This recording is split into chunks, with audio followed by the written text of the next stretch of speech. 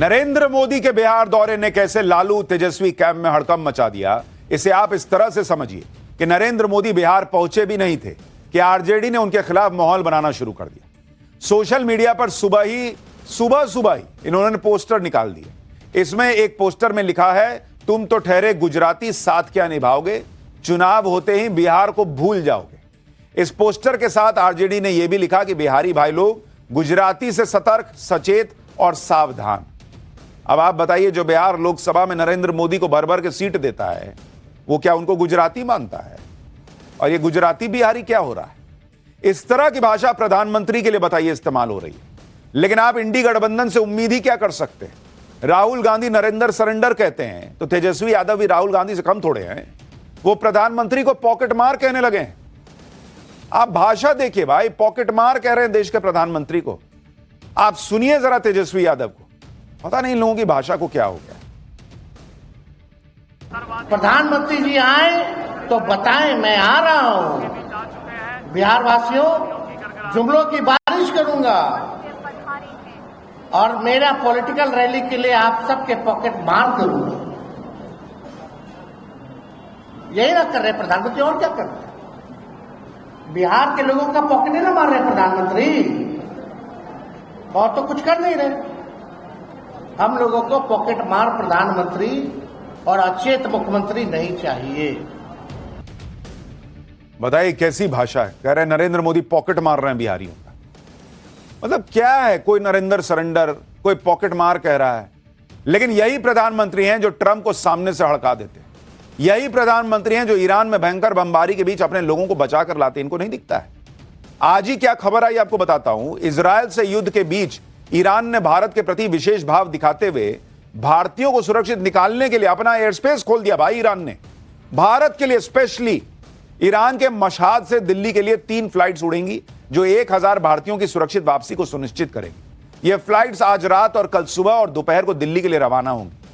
इससे पहले यूक्रेन युद्ध के दौरान भी भारतीयों को सुरक्षित निकालने के लिए कुछ देर के लिए युद्ध को रोका गया था और अब भारतीयों की सुरक्षित वापसी के लिए ईरान अपना एयर स्पेस खोल रहा है स्पेशली भारतीयों के लिए कि आप इनको लेके जाइए।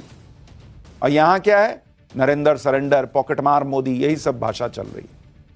यह भारत की कूटनीति की ताकत है और इसका क्रेडिट पीएम मोदी को ही जाता है। और यहां माहौल ये लोग बना रहे हैं कि पीएम मोदी तो कुछ कर ही नहीं पा रहे।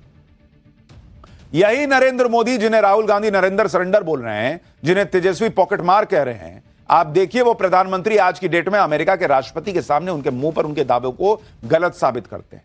अमेरिकी राष्ट्रपति न्योता देता रह जाता है और पीएम मोदी मना कर देते हैं कि अभी नहीं आऊंगा, टाइम नहीं है मेरे पास। जबकि आज की डेट में कौन सा वर्ल्ड लीडर है जी जो अमेरिका के राष्ट्रपति का न्योता ठुकरा देगा? मुनीर जैसा फर्जी फील्ड मार्शल तो दौड़ा दौड़ा चला गया। यह भी नहीं देखा कि मैं मुसलमानों की बात करता हूं, ईरान के खिलाफ है अमेरिका, मैं किस मुंह से वहां खाना खाऊंगा। चला गया, बेइज्जती सहता हुआ चला गया। 5-6 दिन अमेरिका में इसलिए पड़ा रहा कि किसी तरह ट्रंप से मिल तो लूं। लेकिन यहां पीएम मोदी ने न सिर्फ ट्रंप के दावे झुठला दिए बल्कि उनके न्योते को भी दूर से नमस्कार कर दिया। सुनिए आज पीएम मोदी ने ट्रंप से फोन पर जो बातचीत हुई थी उसको लेकर पब्लिक के सामने क्या कहा। और अमेरिका के राष्ट्रपति ट्रंप ने मुझे फोन किया। उन्होंने कहा कब कनाडा तो आए ही हैं तो वाशिंगटन होकर के जाइए, साथ में खाना खाएंगे, बातें करेंगे। उन्होंने बड़े आग्रह से निमंत्रण दिया। मैंने अमेरिका के राष्ट्रपति को कहा कि आपका निमंत्रण के लिए धन्यवाद, मुझे तो महाप्रभु की धरती पर जाना बहुत जरूरी है।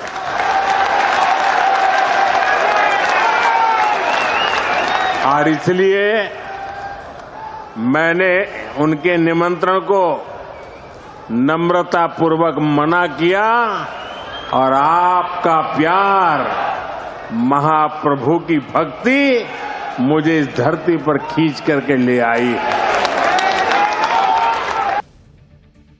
यानी प्रधानमंत्री मोदी ने क्लियर कर दिया कि उन्होंने ट्रंप तक को मना कर दिया इसलिए क्योंकि उनको महाप्रभु की धरती, यानी वो ओडिशा भी गए थे दौरे पर आज बिहार के बाद, तो वहां जाना था। अपना देश, सनातनी शक्ति, अपने लोग, ये नरेंद्र मोदी के एजेंडे पर रहते। लेकिन बिहार में चुनाव है तो कांग्रेस आरजेडी सब भूले बैठी है। पीएम मोदी पर तेजस्वी समेत पूरी आरजेडी इसलिए फायर है क्योंकि आज बिहार दौरे पर पीएम मोदी ने बिहार के लोगों को जंगल राज की याद दिला दी। पीएम मोदी ने कहा कि पंजा और लालटेन ने मिलकर बिहार को लूटा है। परिवारवाद के मुद्दे पर भी पीएम मोदी ने लालू और कांग्रेस को घेर लिया। सुनिए पीएम मोदी ने कैसे बैक टू बैक हमले किए बिहार पहुंचकर।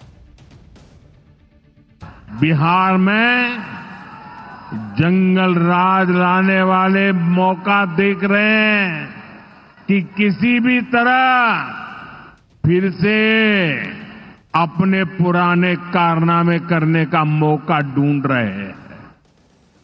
बिहार से आर्थिक संसाधनों पर कब्जा करें, इसके लिए वो तरह तरह के हथकंडे अपना रहे हैं।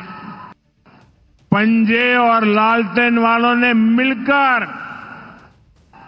बिहार के स्वाभिमान को बहुत ठेस पहुंचाई। इन लोगों ने ऐसी लूट खसोट मचाई कि गरीबी बिहार का दुर्भाग्य बन गई। सबसे बड़े भुक्तभोगी कौन थे? इनमें से ज्यादातर साथी मेरे दलित समाज के, महादलित समाज के, पिछड़े समाज के, अति पिछड़े समाज के, यही मेरे भाई बहन इसके शिकार हुए थे। इन्हें गरीबी हटाने का सपना दिखाकर खुद कुछ परिवार करोड़पति अरबपति हो गए। एक तो जंगल राज पर पीएम मोदी ने तेजस्वी और राहुल को लपेट लिया, फिर तेजस्वी और राहुल को यह देखकर भी आग लग गई होगी क्योंकि नीतीश कुमार नरेंद्र मोदी की जबरदस्त तारीफ कर रहे थे। आज मंच पर नरेंद्र मोदी और नीतीश कुमार की जुगलबंदी भी दिख रही थी, बढ़िया केमिस्ट्री दिख रही थी। तेजस्वी और राहुल तो सोच रहे थे कि चुनाव से पहले नीतीश कुमार मोदी के साथ कोई खेल कर देंगे। ऊपर से नीतीश कुमार की तबीयत ठीक नहीं है, तेजस्वी बार बार कहते हैं कि वो अचेत हो गए। लेकिन यहां मंच पर नीतीश कुमार नरेंद्र मोदी के साथ बैठे थे, गपशप चल रही थी, हंसी मजाक का माहौल था। सारे अरमान जो हैं वो कैसे बिखर गए, इन तस्वीरों को देखकर आप समझ सकते हैं। नीतीश कुमार तो नरेंद्र मोदी को थैंक यू कह रहे हैं। सुनिए एक बार नीतीश कुमार को। उन्होंने जाति आधारित गणना कराने का निर्णय लिया है, इसलिए हम नमन करते हैं कि इन्होंने जाति आधारित गणना करा दिए। आप भी हाथ जोड़ करके तो जवाब न दीजिए कि कितना बड़ा बात इन्होंने कर दिया। एक तरफ तो पीएम मोदी ने नीतीश कुमार को भी सेट कर दिया, बिहार चुनाव से पहले जातिगत जनगणना का फैसला कर दिया, जबकि 2024 के लोकसभा चुनाव में राहुल गांधी और लालू यादव बिहार में जातिगत जनगणना को बड़ा मुद्दा बना रहे थे। लेकिन बिहार में इस बड़े मुद्दे को भी पीएम मोदी ने इंडी गठबंधन से छीन लिया। इसलिए भी लालू यादव भड़के हुए हैं, वो पीएम मोदी पर निशाना साध रहे हैं।